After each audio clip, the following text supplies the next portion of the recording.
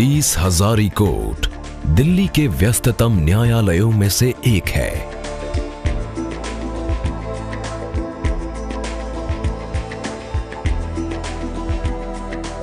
यहां प्रत्येक दिन लाखों की संख्या में लोग अपने अपने मुकदमों के सिलसिले में आते हैं। हर समय एक भीड़ सी यहां लगी रहती है, जहां वकील, मुवक्किल और अदालती कामों से जुड़े दूसरे प्रकार के लोग अपने अपने कामों में व्यस्त दिखाई देते हैं।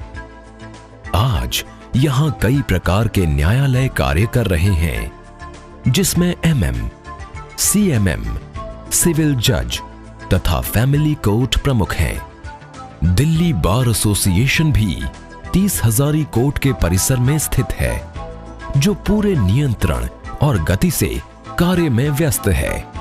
आइए आपको ले चलते हैं 125 साल पूर्व। मुगल शहंशाह शाहजहां की हर दिल अजीज बेटी शहजादी जहांआरा की ख्वाहिश पर मुगल शहंशाह शाहजहां ने 30 हजारी के मकाम को एक बाग के तौर पर आबाद करने का फैसला किया, जहां पर 30,000 पेड़ लगाए गए ताकि शहजादी की ख्वाहिश के मुताबिक ये मकाम एक पुरफिजा मकाम का दर्जा हासिल कर सके। उसे उस जमाने में 30 हजारी बाग का नाम दिया गया। जमाने की गर्दिश ने एक दिन इस बाग को एक फौजी छावनी में तब्दील कर दिया। यहां पर सरदार बघेल सिंह की फौज की एक टुकड़ी ने पड़ाव डाला, जिससे ये मकाम एक बाग से फौजी छावनी में तब्दील हो गया।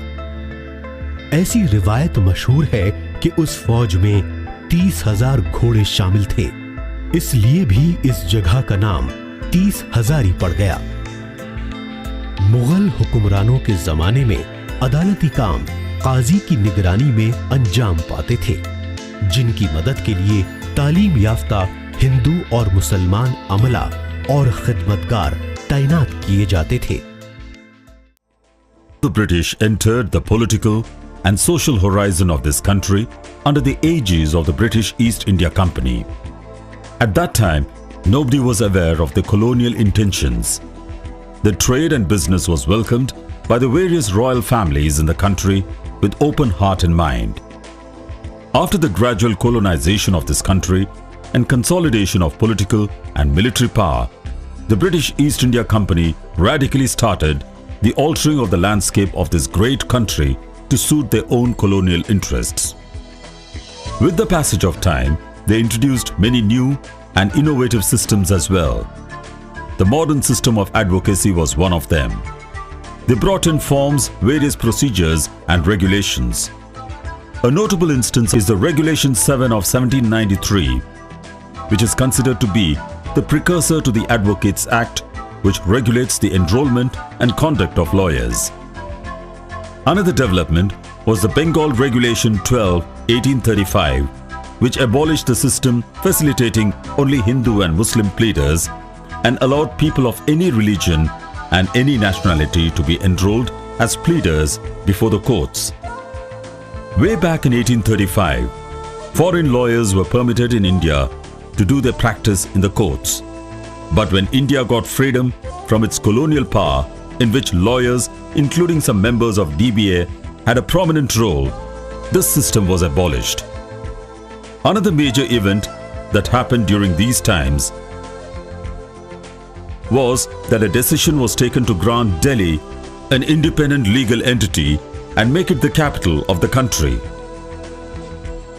The Grand Delhi Darbar of 1911 was held to commemorate the coronation of King George V, and for the event, the British East India Company indulged in laying railway lines across Delhi.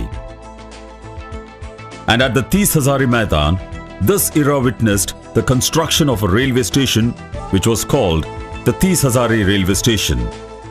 The legal system was getting gradually crystallized, and on 8th March 1888, one barrister at law and 16 pleaders got together to form an association later called the Delhi Bar Association. The objective of the association was to foster legal discussions and to encourage lawyers to develop a sense of community and brotherhood among themselves. From its inception, the Delhi Bar Association has been actively involved in protecting the rights of the legal community and the public at large. One of the earliest known struggles of DBA was prior to independence against the then requirement that candidates for elections of the Delhi municipality should own their own property in Delhi and be ratepayers. Due to the efforts of the DBA, this requirement was relaxed and lawyers were permitted to contest elections without being property owners. Bharat के स्वतंत्रता संग्राम में जहां प्रत्येक वर्गों के लोगों ने पूरे तन मन धन के साथ भाग लिया और अपना बहुमूल्य योगदान दिया, वहीं वकीलों के योगदान को खास सुनहरे अक्षरों में लिखा जाता है। राष्ट्रपिता महात्मा गांधी, देश के प्रथम प्रधानमंत्री श्री जवाहरलाल नेहरू, देश के प्रथम राष्ट्रपति श्री राजेंद्र प्रसाद, स्वतंत्र भारत के संविधान निर्माता श्री B.R. अम्बेडकर एवं देश के प्रथम गृह मंत्री श्री सरदार पटेल का नाम उल्लेखनीय है, जिन्होंने आजादी की मशाल अपने हाथों में लेकर अपने भाइयों को उनका हक दिलाया। उसके साथ ही बहुत से दूसरे वकीलों ने अनेक स्वतंत्रता सेनानियों के मुकदमे अदालतों में लड़े। उसका एक महत्वपूर्ण उदाहरण श्री आसिफ अली थे, जो दिल्ली बार एसोसिएशन के एक सम्मानित सदस्य थे और जिन्होंने सरदार भगत सिंह एवं श्री B.K. दत्त के मुकदमों की पुरजोर तरीके से अदालत में पैरवी की थी। उन पर असेंबली परिसर में बम विस्फोट करने का संगीन आरोप अंग्रेज शासकों ने लगाया था।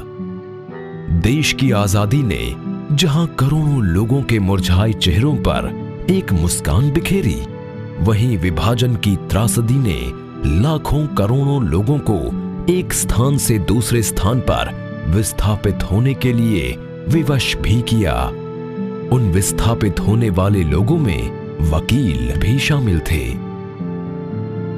दिल्ली बार एसोसिएशन उस समय राजधानी दिल्ली की एक अकेली ऐसी संस्था थी जहां पाकिस्तान से विस्थापित होकर आए वकीलों का खुले दिल से स्वागत किया गया और उनको उनका हक दिलाया। यहां फिर से पैर जमाने में उनकी मदद की। जब भारत एक गणराज्य के तौर पर मान्यता प्राप्त करने वाला देश बना और देश के नए संविधान को एक वृहत रूप दिया गया, तो उस समय विधिक समुदाय ने अपनी महत्वपूर्ण भूमिका का भली भांति निर्वहन किया। 26 जनवरी को प्रत्येक वर्ष एक राष्ट्रीय छुट्टी के तौर पर मनाया जाता है। Tees Hazare today has provided permanent roots to the Delhi Bar Association. Over the years, both the Tees Hazare Court and the DBA have grown together. There was a time when courts and DBA operated from 4 different locations in the Kashmir Gate area. But due to concerns of safety and the deteriorating state of affairs, the court was shifted to its current location, the process for which began in 1907 and took almost 46 years before it was finally moved. The modern Tees Hazare Court was finally set up at this location in 1953 and its construction was completed by 1958. It was then inaugurated by the Chief Justice of the Punjab High Court, Honorable Justice A.N. Bhandari.